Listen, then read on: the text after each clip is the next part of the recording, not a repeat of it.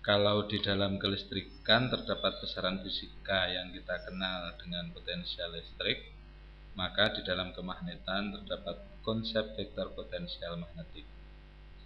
Apakah yang dimaksud dengan potensial magnetik itu?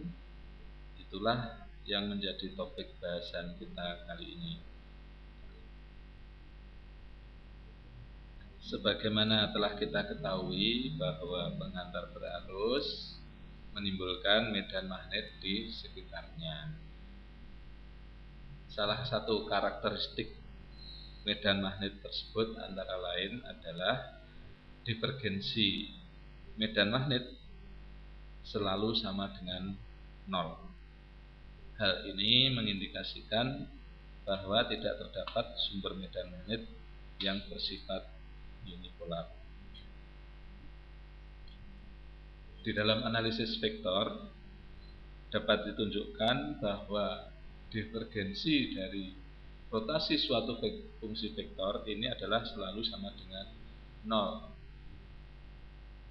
Dengan demikian, bahwa medan magnet ini bisa dinyatakan dengan gradien dari suatu fungsi vektor.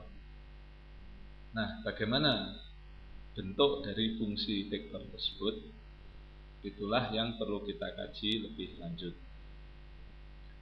Untuk itu, marilah kita mulai dengan melihat kembali medan magnet di sekitar pengantar berarus sebagaimana dirumuskan oleh hukum Biot-Savart. Integran di dalam hukum Biot-Savart ini mengandung faktor R double aksen satuan per R double aksen kuadrat, yang mana dalam analisis vektor faktor ini sama dengan minus dari gradien seper R double aksen. Hal ini dapat kita tunjukkan sebagai berikut. Jadi kalau secara vektor gradien seper R double aksen bisa kita tuliskan dengan perumusan semacam ini, yang mana R double aksen di sini adalah selisih atau R dikurangi R aksen, sehingga kalau kita tuliskan di dalam komponennya atau panjangnya itu adalah X min X aksen kuadrat plus Y min Y aksen kuadrat plus Z min Z aksen kuadrat pangkat setengah. Agar penyelesaian menjadi sederhana, marilah kita mulai dengan meninjau gradien seper R ini pada arah X, yaitu D dx jadi R double aksen pangkat min 1. Di sini kalau kita turunkan terhadap X, maka ini adalah merupakan suatu fungsi X, sehingga di sini kalau kita turunkan terhadap X, ini adalah minus 1, ini turun. Kemudian R double aksen min 1 dikurangi 1 berarti sama dengan minus 2 dr double aksen dx. Nah, sementara dr double aksen dx ini bisa kita turunkan dari sini ya, ini adalah merupakan fungsi x, sehingga kita dapatkan kalau ini kita turunkan terhadap x, ini adalah setengah, jadi ini turun. Kemudian ini ya, secara keseluruhan pangkat setengah dikurangi 1 berarti minus setengah. Jadi ini pangkat min setengah tidak lain adalah R double aksen pangkat min 1. Kemudian fungsi yang di dalam ini kita turunkan terhadap X. Y min Y aksen dan Z min Z aksen ini adalah kalau kita turunkan terhadap X sama dengan 0 karena ini tidak bergantung pada X. Sementara yang suku pertama ini kalau kita turunkan pada X adalah 2 kali X min X aksen D, ini dx, yang tidak lain adalah 1.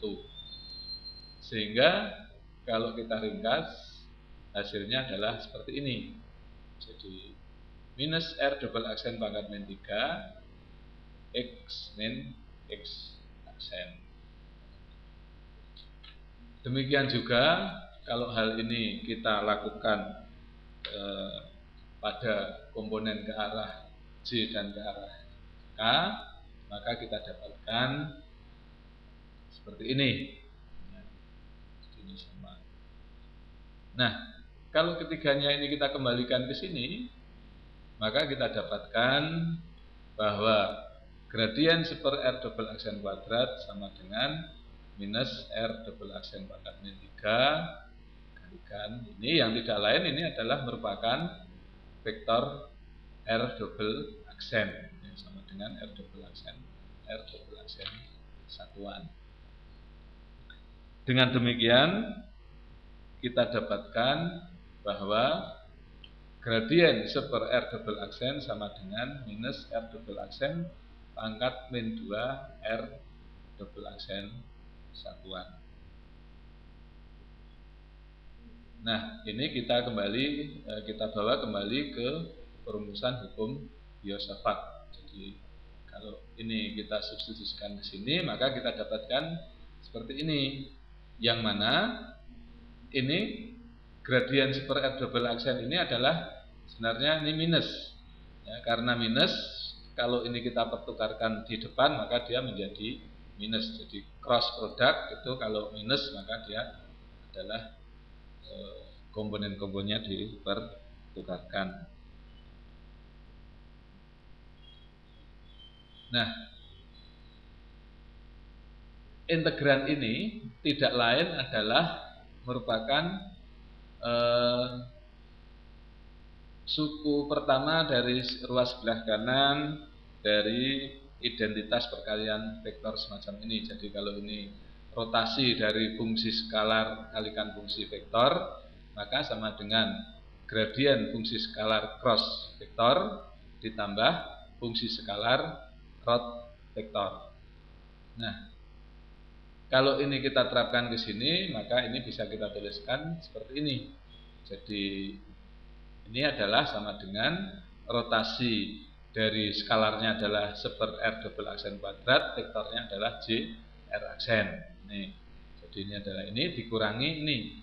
Jadi ini adalah minus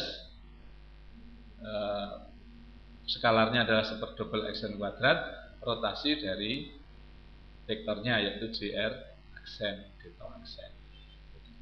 Nah, di sini rotasi ini adalah terhadap R, sementara J ini adalah fungsi R aksen, di mana R aksen independen terhadap R. Jadi ini R aksen tidak bergantung pada ini, sehingga ini adalah sama dengan 0. Nah, sehingga di sini tinggal pada komponen yang ini. Nah, ini ada operator integral, ada operator rotasi. Ini adalah bisa kita bolak-balik. Jadi kita rotasikan dulu baru kita integralkan, atau kita integralkan dulu baru kita rotasikan, hasilnya akan sama saja. Maka bisa kita tuliskan seperti ini. Nah, inilah kalau kita bandingkan dengan bentuk ini, tidak lain mu 0 per 4 pi integral JR aksen per R double aksen delta aksen ini tidak lain adalah merupakan vektor potensial yang kita cari. Jadi dengan demikian vektor potensial tersebut adalah sama dengan mu 0 per 4 pi integral JR aksen per R double aksen delta aksen.